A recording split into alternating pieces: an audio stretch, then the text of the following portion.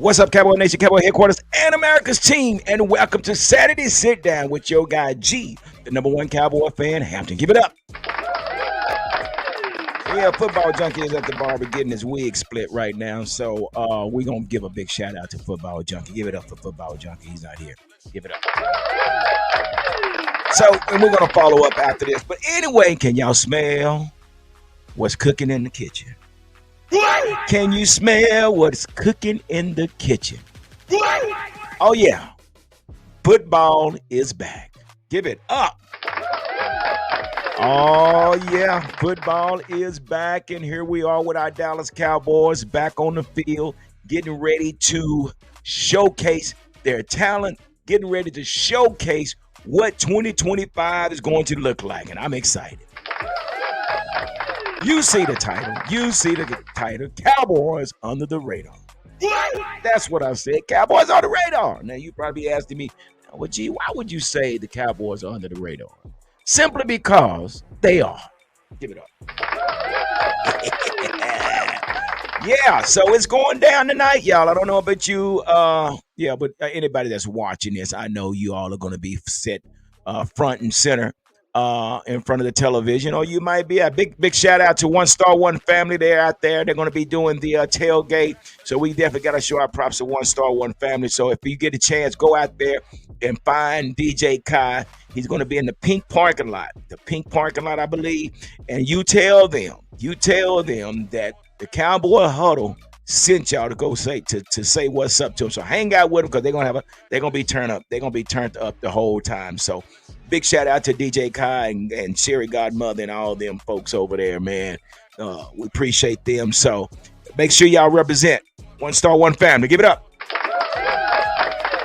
Yeah, so yeah, it's going down tonight. Let's get right on into this. What we got going on. The game is tonight, if you can see. 6:00 p.m. Dallas by 1.5. Wait a minute. Yeah, that's a lot. There's a lot to say about that because basically we know it's a preseason game. But if y'all watched the game last night of Cleveland versus Carolina, if fighting against the odd was a person, it would be Shedeur Sanders. Give it up for Shedeur Sanders. Oh yeah, we're gonna give our props. It's due.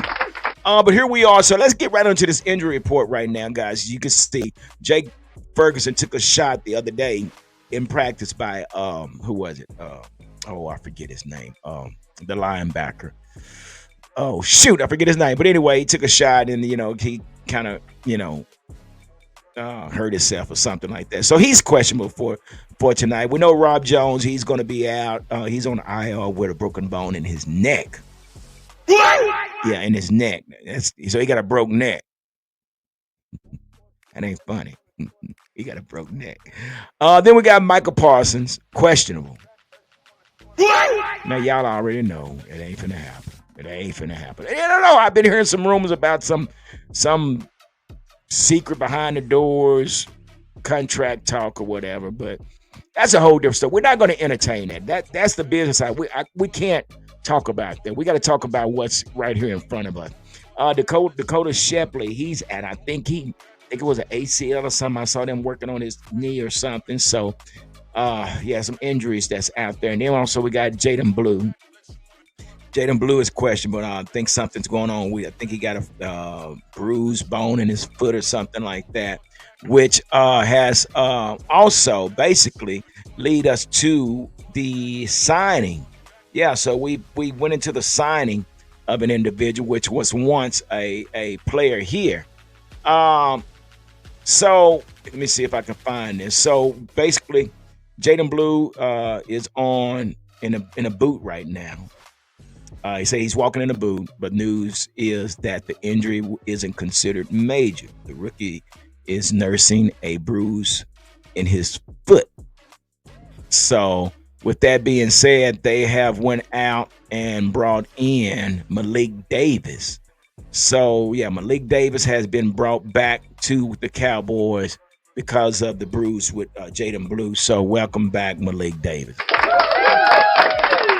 Not sure what that means, but Malik Davis definitely has signed, been brought back in um, with the Cowboys for, I don't know if it's going to be a short stint or if he's going to be around a while. But yeah, welcome back. But that's our injury report right there.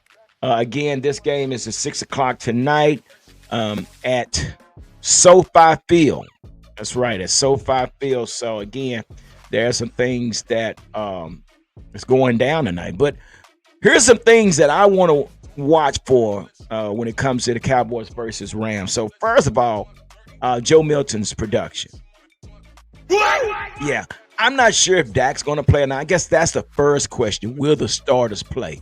Will the starters play tonight? Will they get a series? Will they get 2 series? Will they get a half? How does that work? Now, this is going to have a lot to say about Schottenheimer. If he allows them to play, to me, that's a good thing. That means that Schottenheimer is just calling the shots. And this is not about Jerry trying to protect his investment.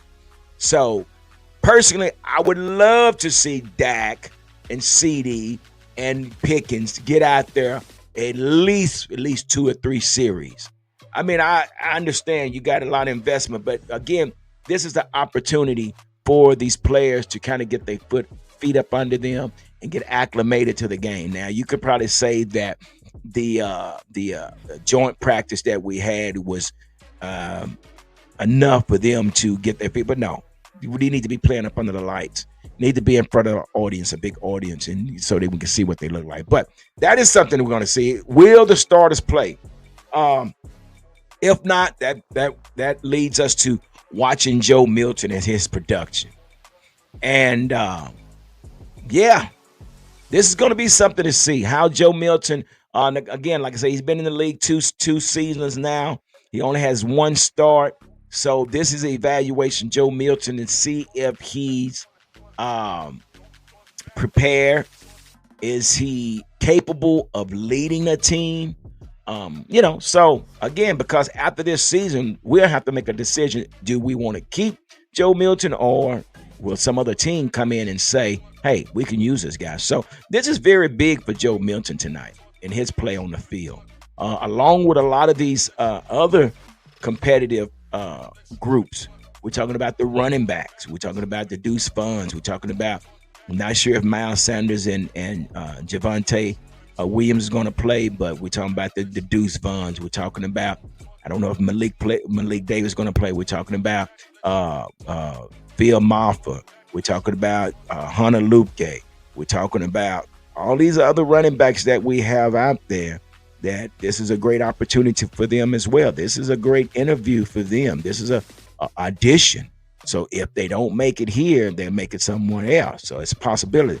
So that's something that we want to look for tonight. Also, we want to look at this offensive play call.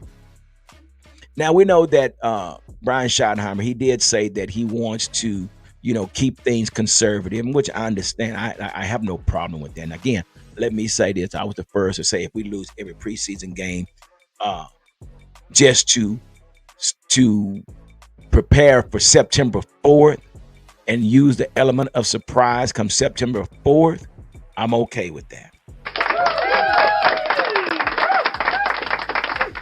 But again, like I said on the video I just did the other day, but Shotty has to create some type of game plan so these players can be successful. It doesn't have to be something out of the playbook that they're going to use, but they got to come up with some type of play calling to allow these players to showcase their talent. I understand that you want to keep things conservative, but again, you have to be productive as well. So, yeah, we want to look at these receivers as well. I know Trayshawn and Joe Milton, Trayshawn Holden and Joe Milton, they have been on. They have been on. They have been connecting big time. So, I'd like to see how Trayshawn Holden look out on the field tonight. I think that's going to be a great opportunity for him to showcase his talent, along with Jonathan Mingo, along with Ryan Flanoy, along with, and I doubt it for sure if Cavante Turpin play. But also the one that I keep telling you guys about that I really, really like, but it's always the ones I really, really like they never keep. But Jalen Marino Cropper is a not great opportunity for him. Also with Jalen Brooks, Josh Kelly, and all these other ones. So this running back core and this receiving core is going to be definitely something to evaluate on who makes the fourth and maybe the fifth receiver, or maybe the third or the fourth. Well, the fourth running back. So that's something that we want to watch as well. Also with the offensive play calling, but let's look at what this line is going to look like. This offensive line. Again, we don't know if the starter's going to play, but hell, if the backups play, man, y'all better ball y'all butts off, man. I'm telling you, you better protect your quarterback and you better be able to hold your block because, again, we're talking about Clayton Adams and Connor Riley. They have to put something together, man, in order to create a running game. Now, this running game is going to be very, very important for Joe Milton because the running game is going to open up the passing game. But if we cannot run the ball on tonight, which we couldn't run the ball against them in the joint practice, we got to go back to the drawing board. So, yeah. And I was told, I heard that on yesterday that they did not do a walkthrough or card game, or basically just preparing or going through what they're going to run in the play. But I heard that they just practice. So we'll see how that works. But yeah, so we got to see what this offensive line looks like. We also have to look at the defensive running game. And this goes back to White Cotton. White Cotton now, we have to figure out who's who. Yeah, Mozzie Smith, you need to have your actor on the field. That's just it. We're at the point to where now there's no more excuses. Either you are or either you aren't that guy. So this here is basically balls to the wall. This is basically about fighting for a job. So let's see if we have a decent run-stopping game. I'm sure we're going to see a lot of Jay Thoya. We're going to see maybe Perrion Winfrey. That's another one I'm going to keep my eye on. We got some other guys that we're going to be looking at. So let's look at this defensive line and see if we can actually, apply pressure, but also stop the run. So yeah, it's a lot of things we need to watch for tonight. But also in the wake of Tyler Guyton's injury, so this has forced Jerry Jones to look on the outside for offensive line help. So La'el Collins, the veteran offensive tackle, has found his way back to the Dallas Cowboys. Even though he never made a Pro Bowl during his first stint with Dallas, Collins' blocking ability helped Ezekiel Elliott have some of the best years of his career, and that's so true. Even though Collins, now this was reported, let me tell y'all who this was reported by. This is the laundry hat. I gotta definitely give out the critics where critics do. Even though Collins might be looked at as a second option now, he's embracing a new role that the coaches are loving. He's been a mentor to the young Bucks at the offensive line, including rookie pass rusher Donovan Ezeraku. He might not be the full-time starter that he once was, but Collins' presence is still irreplaceable. So, again, I don't know what his role is going to be, but it's definitely good to know that he is back. I've always liked him, but now he's 32 years old now, and he hasn't played since 2021, 2022. He was released in 2021. That ultimately came down to money and performance. His new leadership role is everything the team needs, especially with Michael Parsons not on the field. So, again, we don't know what his role is going to be, but at the same time, we are excited to have him back. We are definitely excited having him back with the organization, so it can't do anything but help. But, again, Cowboys are under the radar. They are, because, again, when I say that simply because there's no more excuses. We wouldn't got Dak. We wouldn't got you another number one receiver. We brought in a new offensive line coach, a new offensive coordinator, new head coach, new defensive coach. Yeah. So the Cowboys are on the radar. Now, we definitely should be better than we were last year. It's no point about it. Yeah, we should be better than 7 games last year. I don't care. But again, with the element of surprise and no one having actual footage of what this team is going to look like, that should work in our advantage, hopefully, but we'll see. But yeah, we are under the radar. Tonight starts the process of evaluating not only the players, but the coaches and the organization as a whole of what the 2025 season will look like. So there you have it, folks. From your guy G, the number one Cowboy fan, Hampton, where we come together in the Cowboy Huddle and talk Cowboys talk. Now, remember, we are fans first, and then we report the news that you can use secondly. And again, like I always says, we're very unapologetic of what we say because these are our opinions about our Dallas Cowboys, and there's nothing scripted. We just report what we hear and what we've researched. So thank you. So before we get out of here, do me a favor, make sure you hit the like button, make sure you hit the subscription button, also hit the notification bell so you will be notified when the next video is posted. Again, thank you to all you new subscribers. We see you out there. Thank you for being a part of the Cowboy Huddle podcast. Like I always say, continue to stay safe and continue to be blessed.